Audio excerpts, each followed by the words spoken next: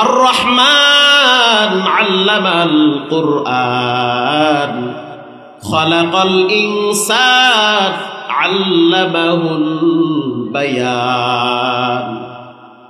কিয়ামতের ময়দানে রব্বুল আলামিন নিজে সূরা রহমান তেলাওয়াত করে বান্দার অশান্ত দিলকে শান্ত করে দিবে। আরো জোরে বলেন।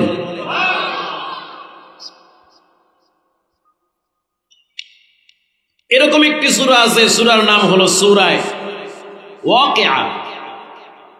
কেউ যদি মাগরিবের পর সূরা ওয়াকিয়া জিহ্বা লড়াইয়া তেলাওয়াত করে, আল্লাহর রাসূল বলেন তার ঘরের ভিতরে রিজকে বরকত বাড়ায়া দিবে। সূরা ওয়াকিয়া, ইযা ওয়াকাআতিল ওয়াকিআ লাইসা লিওয়াকাআতিহা কাযিবা খাফিদাতুর রাফিআ ইযা রুজ্জাতিল আরদু রাজ্জা ওয়া বুসাতিল জিবালু বাসসা।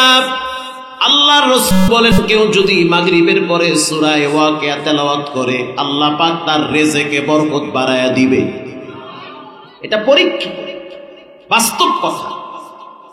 এই দেশের ভিতরে প্রত্যেক সেক্টরে বেতন বাড়াবার জন্য স্লোগান তোলা হয়, শুধুমাত্র মসজিদের ইমাম সাহেবরা বেতন বাড়ানোর জন্য রাস্তায় মানববন্ধন করে না। সামনে করতেও পারে, যে অবস্থা আইতেছে। তো ইমাম সাহেবের দিকে তাকায় বললাম, হুজুর বেতন কত? চাকরি করেন মসজিদে, আর কি করেন? কোনো সুযোগ নাই। 5 ওয়াক্ত নামাজের প্যারাই তো আমি অস্থির, খাওয়ার টাইম পাই না।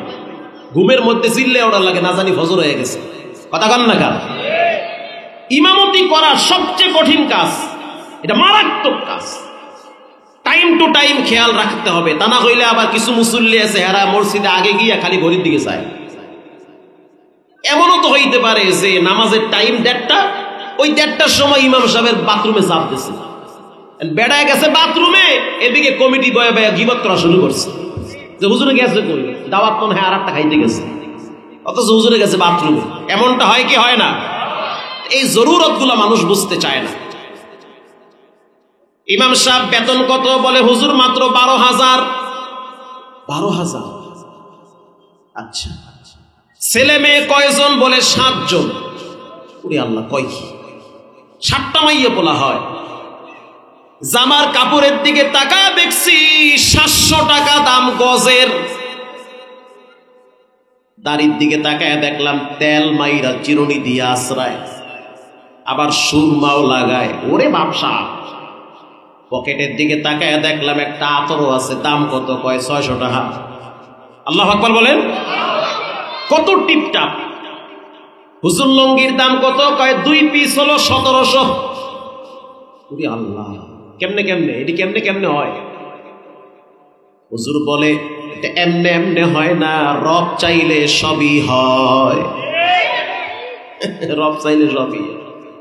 আমি যেখানে জুমা পড়াই, খাদেম 4 জন, মসজিদ পরিষ্কার করে, মুয়াজ্জিন 2 জন, ইমাম 1 জন, শুধু আমি জুমা পড়াই। তো প্রতি জুমায় বিভিন্ন জায়গা থেকে লোকজন আসে মাহফিল নেওয়ার জন্য। তো গত 2 মাস আগে, সম্ভবত সেপ্টেম্বরের শেষের দিকে, লাস্ট জুমায় উত্তরা থেকে একজন নেত্রকোণে একটা মাহফিল নিতে আসছে। উনি গার্মেন্টসের মালিক, অনেক টাকাওয়ালা। তো বিভিন্ন বিষয় নিয়ে গল্প করতেছে। হুজুর আল্লাহ আমাকে অনেক দিছে, কিন্তু মনের শান্তি দেয় নাই। তা আমি বললাম, শান্তি দেয় নাই? টাকা পয়সা আছে, গাড়ি আছে, বাড়ি আছে, সব আছে, এরপরও শান্তি আবার আর কি শান্তি দরকার? এই তো শান্তি, গাড়ি আছে, বাড়ি আছে, মাইয়া পোলা আছে, বউ আছে, আর কি? হুজুর কইেন না, একটা পোলা একটা মাইয়া, যে জ্বালান জ্বালায় জীবনটারে তেজপাতা বানাই হেলাইছে। আমি কইলাম কি জ্বালায়? মাইয়া এক গান জুটতে লাগে লাইন করছে। আহা, এমনটা হয় কি হয় না? অভাব নাই, হাজার হাজার না, লক্ষ লক্ষ। এখন যদি গান জুটতে আমি কই তোরে খুন করু, পুলিশে দিমু, মাইয়া কয় অরে পুলিশে দেবা, মুই কিন্তু হারপিক খামু বাথরুমে গিয়া। কথা কান না কা? কইলো ঠিক না কইলো ঠিক, আগাছা আগে দূর করতে হবে, বাস্তবমুখী বয়ান আগে করতে হবে। এই যে একটা প্যারা, পোলা একটা, হ্যাঁ বাবা খাইয়া ঘরে আইয়া কয় বাবা বাবা খাবো, টাকা দাও। এ আজীব এক অশান্তি। এই কথার ফাঁকেই দেখলাম খাদেম সাহেব যাচ্ছে, প্রধান খাদেম, বাড়ি হলো সিরাজগঞ্জ চৌহালি, যাইতেছে টাকার বাক্স নিয়ে। আমি বললাম, আসগর ভাই কেমন আছেন? মুস্কি হেসে দিয়ে বলল, আলহামদুলিল্লাহি আলা কুল্লি হাল, আমার রব সর্বহালতে আমাকে ভালো রেখেছে। বেতন কত? হেসে দিয়ে বলল, বেতন মাত্র 11,000। ছেলে মেয়ে কয়জন? কয় ছেলে মেয়ে 9 জন। কয় কি? আমি তো অঙ্ক মিলাইতে পারতেছি না। বেতন 11,000, ছেলে মেয়ে 9 জন। কেমনে কেমনে কি কেমনে চলে? ঘর ভাড়া, ছেলে মেয়ের লেখাপড়া। সে আমাকে যেই জবাবটা দিল আপনি শুনলে আশ্চর্য হয়ে যাবেন। সে আমাকে বলল, উতুল ইলমা দারাজাত, যার ভিতরে ইলম আছে, কোরআনের ন্যূনতম জ্ঞান আছে, আল্লাহ তার মর্যাদা বাড়ায়া দেয়। আমি বললাম, সাহেব স্যার, হ্যাঁ আল্লাহ কেমনে চালায়? তো হ্যাঁ তো আল্লাহ চালায়। তা আমারে কেনা চালায়? আমারে তো কলকারখানায় চালায়। বলেন, আমাদের সকলকে কে চালায়? আল্লাহ চালায়। এবার আমি বললাম, কেমনে কেমনে চলেন, সত্য করে বলেন। সে আমাকে জবাব দিল, প্রতিদিন মাগরিবের পরে সূরা ওয়াকিয়া তেলাওয়াত করি। হুজুর আমিও পড়ি, আমার স্ত্রীও তেলাওয়াত করে, আমার বাচ্চারাও সূরা ওয়াকিয়া তেলাওয়াত করে, আমার প্রত্যেকটা সন্তান সূরা ওয়াকিয়া তেলাওয়াত করে। সূরা ওয়াকিয়া যে ব্যক্তি তেলাওয়াত করে, সে যদি রিকশা চালায়াও খায়, ভ্যান চালায়াও খায়, সে যদি কাজ করেও খায়, সূরা ওয়াকিয়া তেলাওয়াত করার কারণে রব্বুল আলামিন তার অল্প ইনকামের ভিতরে রিজিক বাড়ায়া দিবে, বরকত বাড়ায়া দিবে। সূরা ওয়াকিয়া তেলাওয়াত করবেন তো ইনশাআল্লাহ। এরকম একটি সূরা আছে, সূরার নাম সূরা মুলুক। তাবারাকাল্লাযী বিয়াদিহিল মুলক ওয়া হুয়া আলা কুল্লি শাইইন কাদির।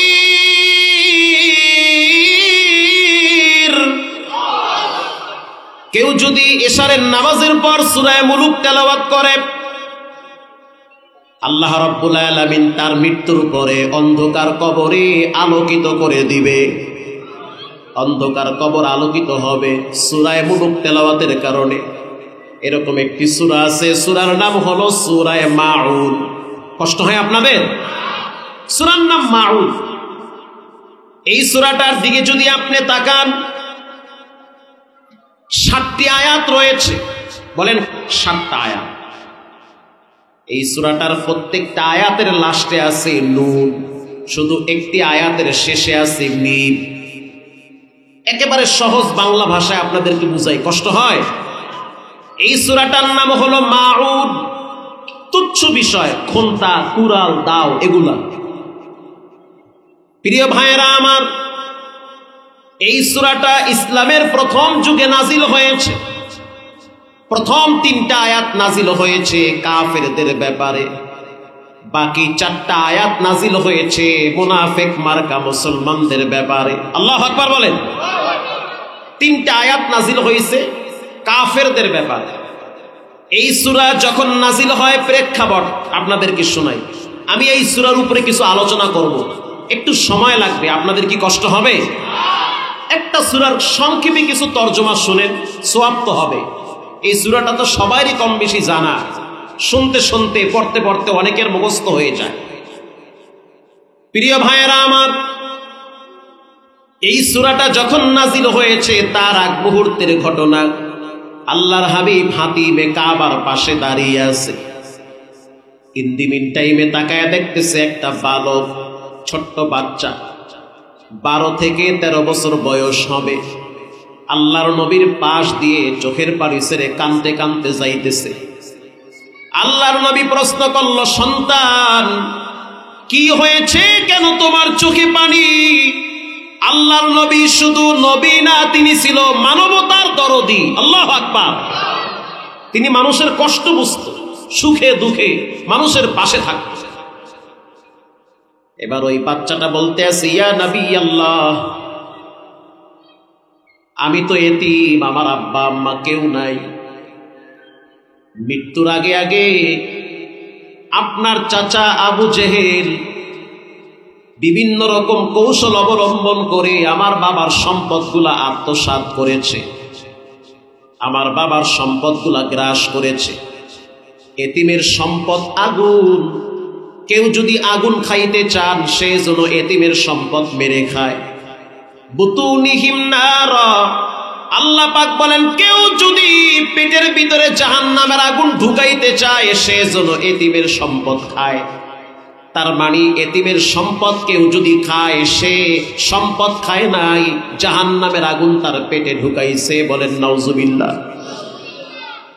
আল্লাহর হাবিব এই বালকটাকে নিয়ে গেল আবু জেহেলের বাড়িতে। মাঝখানে অনেক ঘটনা, অনেক কথা নেওয়ার পরে আল্লাহর নবী এবার তার চাচা আবু জেহেলকে বয়ান শুরু করলেন। ও চাচা, যেই মাটির উপরে দাঁড়িয়ে আছেন এমন একটা দিন আসবে এই মাটির নিচে আপনাকে যাওয়া লাগবে। এতিমের চোখের পানি বিষাক্ত পানি, এতিমের চোখের পানি কিন্তু আপনার পতনের ঘন্টায় বাড়ি লাগানোর কারণ হবে। এতিমের চোখের পানি অ্যাটম বোমের মতো কাজ করবে। এতিমের সম্পদ ফিরা দেন, এতিমকে কষ্ট দিয়েন না। এতিম যদি কষ্ট পায় আরশের মালিক কষ্ট পায়। চোরে শুনে না কি ধর্মের কথা, রাসূল এত বুঝাইলো সে কোনোভাবেই বুঝতে রাজি না। এবার আল্লাহর নবী আবার বুঝাইলেন, ইয়াউমা লা ইয়ানফাউ মালু ওয়ালা বানুন ইল্লা মান আতাল্লাহা বিকলবিন সালিম। কিয়ামতের ময়দানে মাল কাজে আসবে না, সন্তান কাজে আসবে না। যেই সন্তানের জন্য আপনি সারা জিন্দেগি নিবেদিত প্রাণ হয়ে গেলেন, যেই সন্তানকে প্রতিষ্ঠিত করার জন্য আপনি কত ওয়াক্ত নামাজ নষ্ট করেছেন কপালে লিখেন, যেই সন্তানের মুখে হাসি ফুটানোর জন্য জীবনে কত গুরুত্বপূর্ণ সময়কে শেষ করেছেন, যেই সন্তানকে প্রতিষ্ঠিত করার জন্য জীবনে কত রকমের অপরাধ রবের সাথে করেছে। রবের সাথে সবচেয়ে বড় অপরাধ হলো শিরিক করা।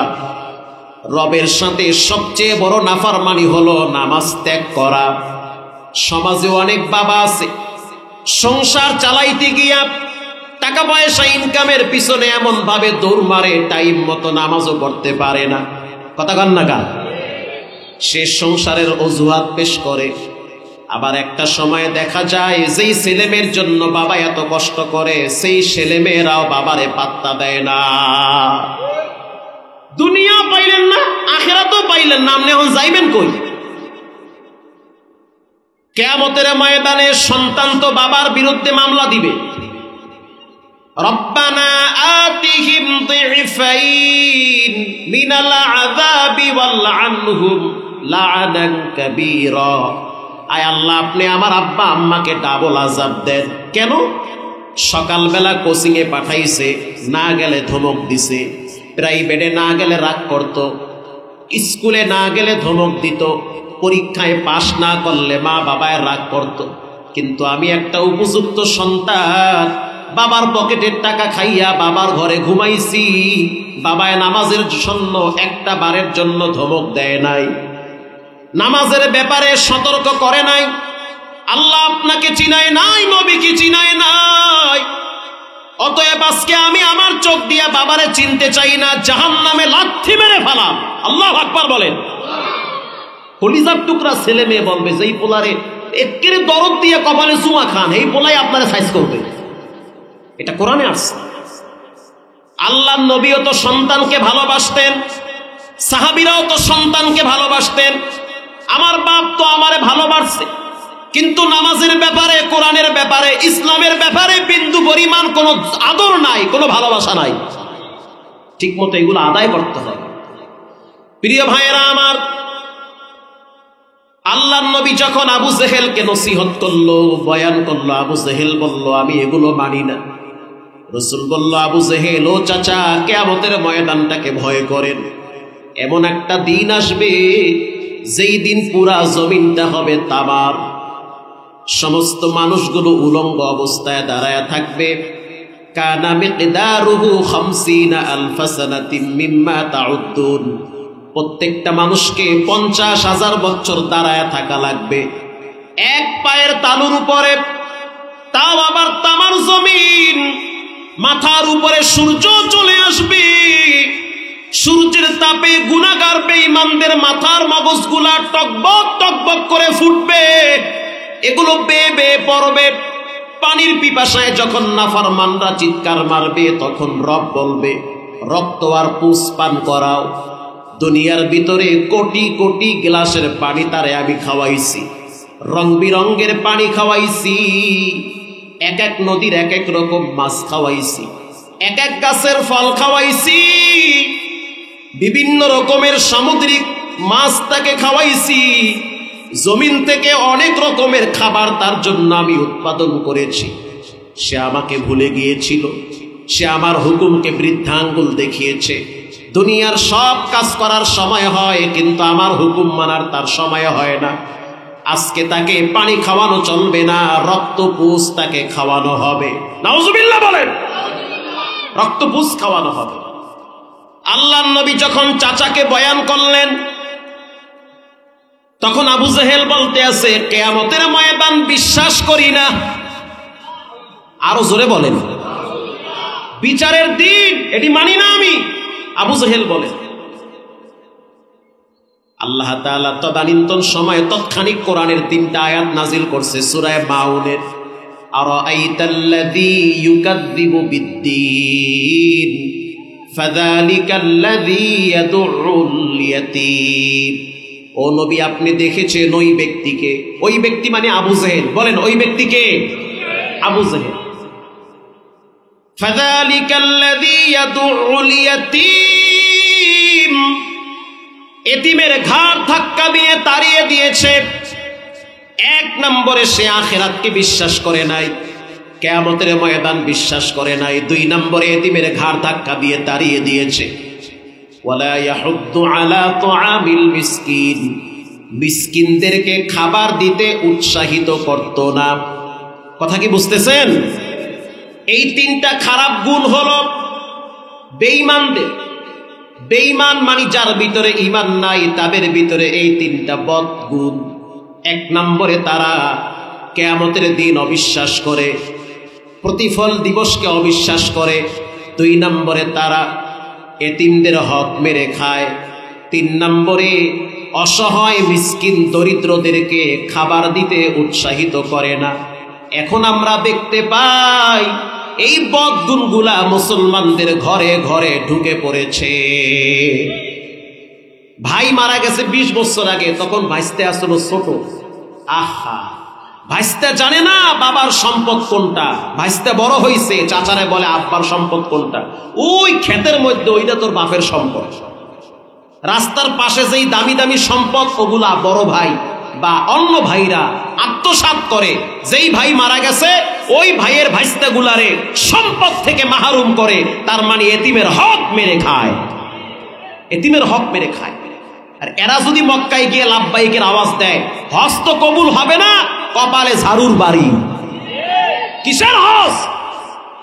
ভাইয়ের হক বুঝাইয়া দাও, ভাইস্তে গুলার হক বুঝাইয়া দাও।